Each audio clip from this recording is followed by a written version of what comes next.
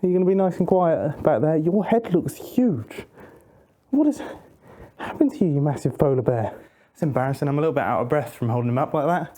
In this video, we're going to be breaking down On the Mat. On the Mat is the latest project that I've released onto this channel. And if you haven't seen it yet, I would highly suggest checking it out, mainly because if you don't, then this video isn't going to make a whole lot of sense. But On the Mat is all about Brazilian Jiu-Jitsu, which is something that I've recently taken up and really enjoy. And the way that it came together is I actually did a training session at the location that we filmed at.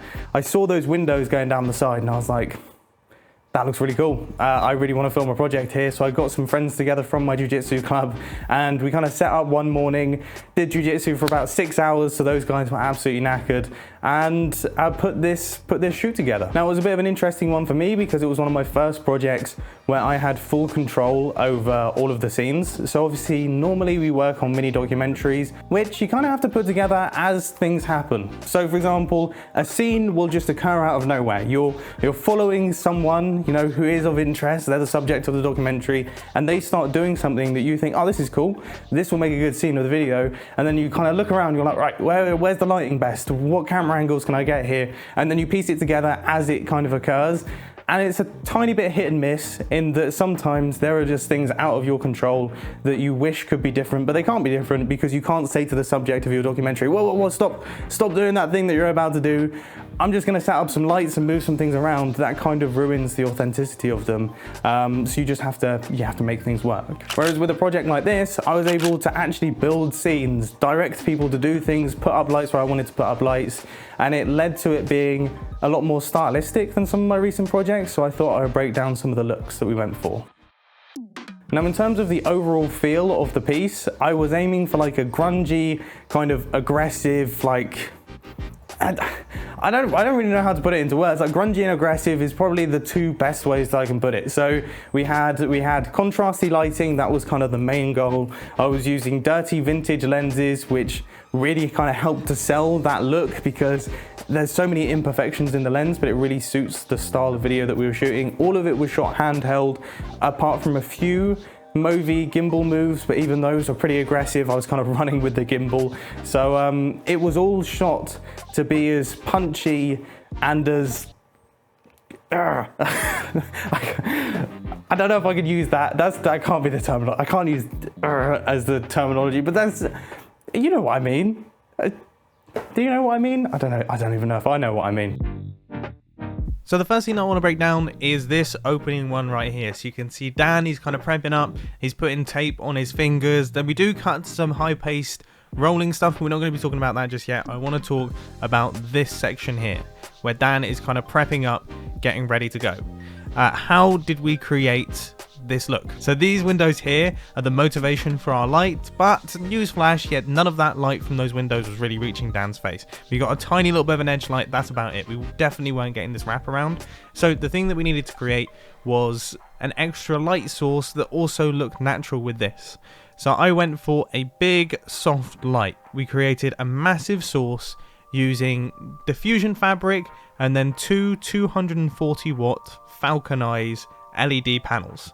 So they were sat there, they were set to daylight, which matches the color temperature of these windows. It was being shot through this diffusion fabric and it's giving that nice soft wraparound on Dan's face here. So a really nice soft light. Now throughout this video, you're going to hear me using terms such as soft light, or the lighting was soft, or we were going for a soft lighting look.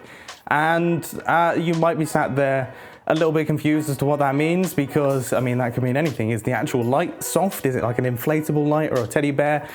Is it a dim light? Is that what he means? No, what it means in...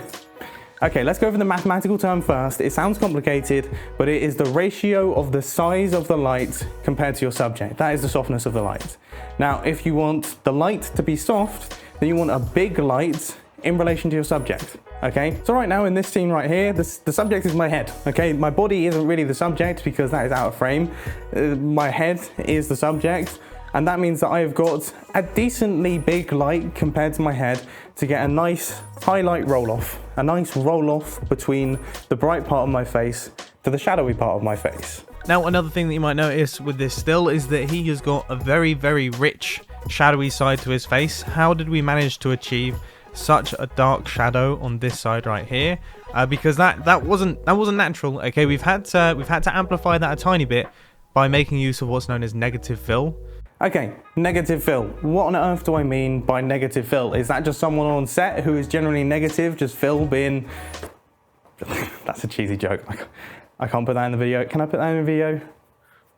Negative fill is essentially the opposite of a light, okay? So if you want to create a contrast ratio on your subject, which a contrast ratio is the difference between the bright part of your subject and the shadowy part of your subject. If you have a strong contrast ratio, then that means the bright part is really bright and the shadowy part is really, really dark. And if you have no contrast ratio, then that means that it's flatly lit. Both sides are exactly the same brightness.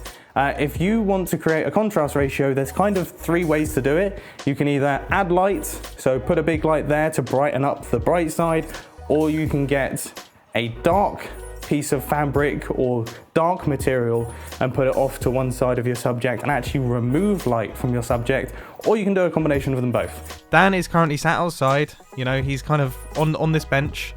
Here we don't have any lighting, that is just a natural light. We got so lucky with the sunrise and also this cyclist going across. I just think it looks absolutely awesome. But then when he's sat kind of staring off into the distance, you can see he has this shadow on his face. You know, it's not particularly deep, but he does have a shadowy edge to his face. Now the sun is kind of cutting across in this area here, but it wouldn't have created this shadow. The way that we actually did create this shadow is once again by making use of negative fill.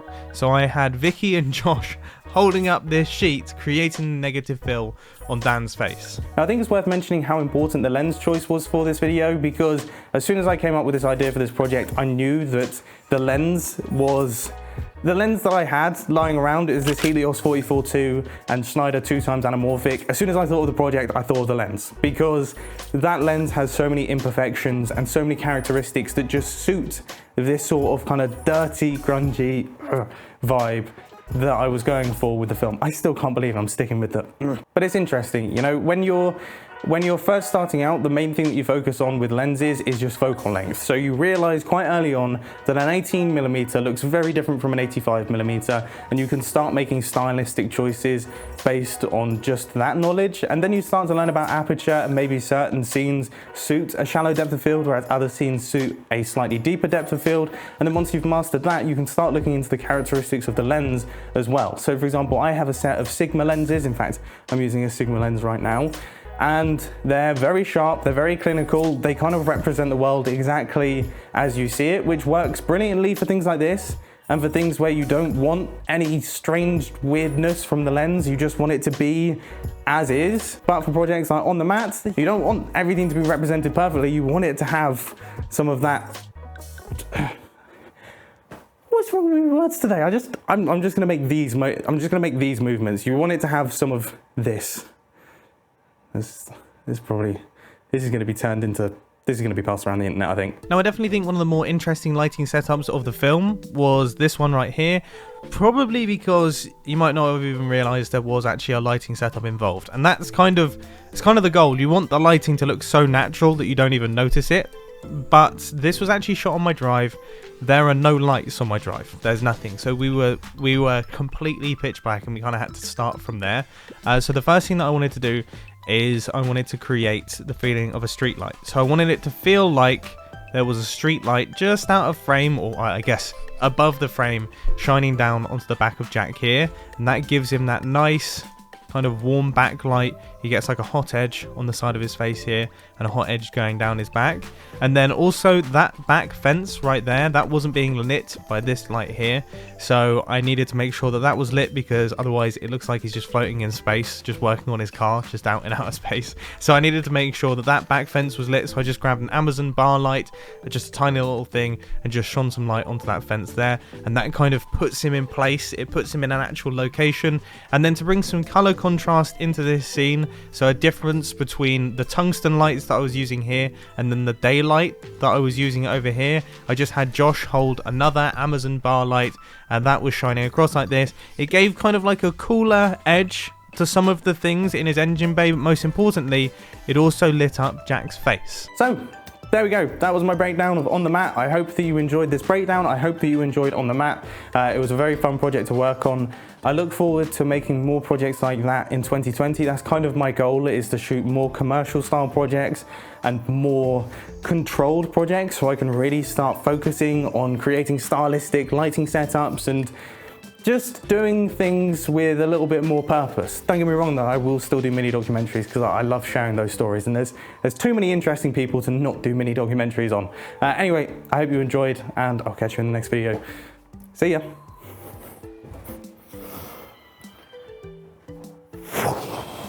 That took longer than I was expecting.